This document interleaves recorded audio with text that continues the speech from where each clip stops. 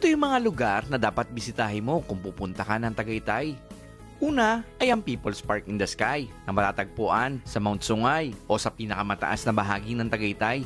Dito, tanaw mo nga ang ilang bahagi ng Cavite, Laguna at Batangas. Sumunod naman ay ang Picnic Grove kung saan tanaw na tanaw mo nga dito ang Taal Volcano. The best nga din dito mag-picnic at mag-activities. Sumunod naman yung Sky Ranch. Ito nga yung pinakasikat na amusement park sa Tagaytay, kung saan dito mo makikita yung napakataas na Ferris wheel. Perfect nga itong place na ito for family at magbabarkada.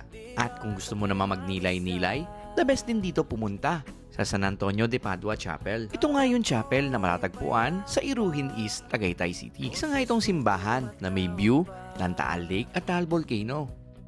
Sumunod naman ay ang SBD Farm na matatagpuan sa Maitim 2nd East. Dito nga ay no entrance fee. Ultimo nga yung cottage nila ay libre. At bukod pa nga dyan, ay napakadami pang pwedeng galaan dito sa Tagaytay. Gaya ng mga staycations, mga kainan, simbahan, at marami pang iba. Ikaw, ano bang favorite mong puntahan dito sa Tagaytay? Paki-comment naman sa comment section. Ako nga pala ulit sila Quacheron Technician. Just follow us for more. And God bless!